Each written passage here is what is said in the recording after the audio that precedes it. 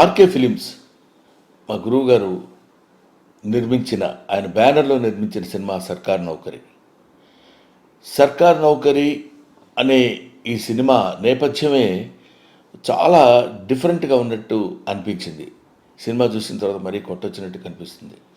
ఎందుకంటే జనరల్గా సర్కార్ నౌకరీ అంటే అది పెద్ద గవర్నమెంట్ ఉద్యోగం అనుకునే దానిలో అఫ్కోర్స్ నేను స్టోరీ అంతా చెప్పకూడదేమో, కానీ అటువంటి సర్కార్ నౌకరీ అంటే ప్రజలకు సేవ చేసేటువంటి ఉద్యోగం అనే మెసేజ్ తోటి చాలా అందంగా ఒక వినూత్నమైన రీతిలో మనకి దర్శకత్వం వహించి చెప్పాడు మిస్టర్ శేఖర్. ఇదంతా అందరూ కలిసి యంగ్ బ్రెయిన్స్తో తీసిన సినిమా అన్న ఫీల్ మనకు కనిపిస్తుంటుంది.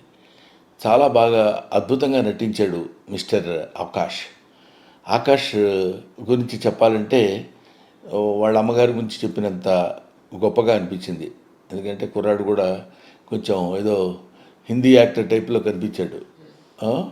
ఆ తర్వాత వాళ్ళ మదర్కి ఎంత పేరు వచ్చిందో అంతకంటే మించిన పేరు రావాలని ఆకాష్కి ఆ భవిష్యత్తు ఉండాలని భగవంతుని ప్రార్థిస్తున్నాను. అతను హీరోగా మంచి స్టఫ్ మెటీరియల్ ఉన్న మనిషి అని ఫీలింగ్ నాకు ఈ సినిమా చూసిన తర్వాత అనిపించింది.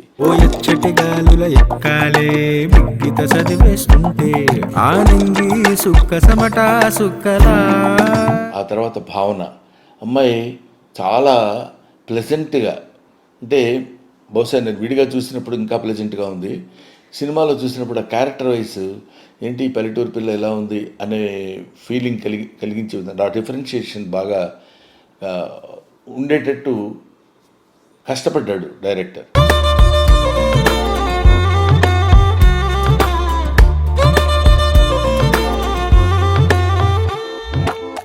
So these main pillars of this film is Raghavendra Rao గారు, శేఖర్, ఆకాష్ అండ్ భావన.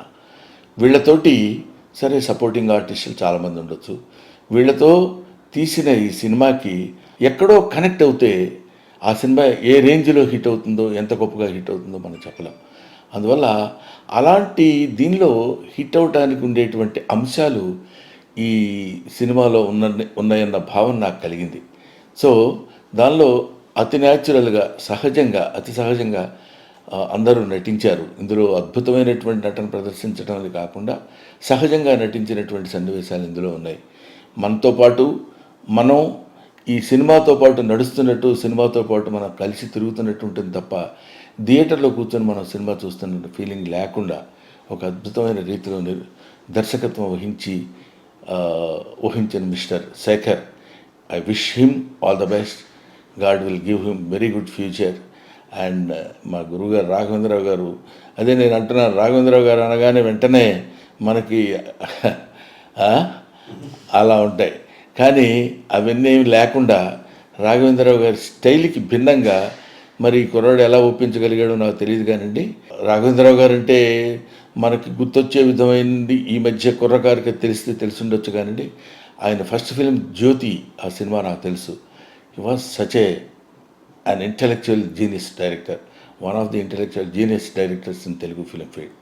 సో ఎనీవే, ఆయన ప్రొడక్ట్ చేసే ఈ సినిమా, శేఖర్ దర్శకత్వం వహించిన ఈ సినిమా, ఆకాష్ అండ్ భావన హీరోయిన్లుగా నటించిన ఈ సినిమా సూపర్ డూపర్ హిట్ కావాలని మనస్ఫూర్తిగా కోరుకుంటూ థ్యాంక్ యూ.